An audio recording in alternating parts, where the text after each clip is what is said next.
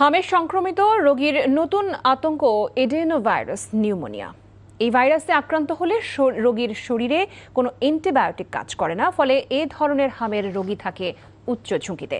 শিশুদেরকে পুষ্টিকর খাদ্যের পাশাপাশি হামের লক্ষণ দেখা দিলে তাদেরকে আলাদা রাখার পরামর্শ চিকিৎসকদের। ওবায়দুল্লাহ মামুনের প্রতিবেদন।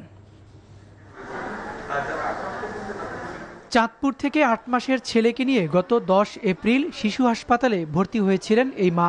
বাচ্চা সুস্থ হলে 15 এপ্রিল হাসপাতাল থেকে ছুটি পান তারা। সপ্তাহ ব্যবধানে আবারও সন্তানের নিউমোনিয়া নিয়ে ভর্তি হন। এখন ছেলের তীব্র শ্বাসকষ্ট। ছুটি দেওয়ার পর 5 দিন না যাইতে ওর আবার হাম উঠছে। হাম উঠার পরে আমরা 20 তারিখে ভর্তি হয়েছি। এখন ওর শ্বাসকষ্টটা এখন বেশি হয়ে গেছে। অধিকাংশ হাম আক্রান্ত রোগী আসছে ডায়রিয়া ও নিউমোনিয়া নিয়ে। রোগীদের মধ্যে কারো সুস্থ হতে সময় লাগছে সপ্তাহখানেক, আবার কারো সময় লাগছে আরও বেশি। 1 সপ্তাহ যাবৎ বাচ্চার গায়ে র্যাশের মতো দেখেছিলাম। প্রথমে মুখে দেখেছি, তারপর ধীরে ধীরে পুরো শরীরে হয়েছে। হাম হয়েছে, তারপর আবার ডায়রিয়া ছিল, মুখে ঘা, চোখের সমস্যা, চোখ দিয়ে পানি পড়তো, চোখ দিয়ে ময়লা যেত। তবে চিকিৎসকরা দিচ্ছেন হামের নতুন সংখ্যার তথ্য। আক্রান্তদের অনেকের দেহে মিলছে অ্যাডেনোভাইরাস, যা শরীরে থাকলে কোনো অ্যান্টিবায়োটিক কাজ করে না। এছাড়া এ ভাইরাসের কোনো প্রতিষেধক বা ভ্যাকসিনও বাজারে নেই। ফলে হামে আক্রান্ত রোগীর শরীরে অ্যাডিনোভাইরাস থাকলে শিশুর মৃত্যুর সম্ভাবনা বেড়ে যাচ্ছে।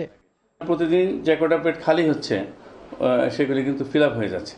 কিন্তু ওভারঅল আমি বলবো যে আগের চেয়ে ভর্তি রেটটা একটু কমেছে। আগে যেমন 25টা 30টা করে ভর্তি হতো, এখন গত 1 সপ্তাহ যাবত মোটামুটি স্ট্যাটিক। অন্য ভাইরাস আক্রান্ত করতে পারে, ফাঙ্গাস করতে পারে, ব্যাকটেরিয়া করতে পারে। তবে অ্যাডেনো ভাইরাসের প্রাদুর্ভাব ইদানিং ভালো দেখা যাচ্ছে। আমরা যে লাং প্যানেল করে আমরা করতেছি, কিছু ব্যাকটেরিয়া এবং কিছু ভাইরাস আমরা আইসোলেট করতে পারতেছি, এবং এখানে কিন্তু অ্যান্টিবায়োটিক ভালো কাজ করতেছে না। এছাড়া হাম থেকে পরিত্রাণের পর শিশুকে 5 থেকে 10 বছর পর নতুন করে নিউরোলজিক্যাল সমস্যায় সংক্রমণের সম্ভাবনা রয়েছে বলেও জানিয়েছেন শিশু বিশেষজ্ঞরা। Obaidullah Mamun, NTV news, Dhaka.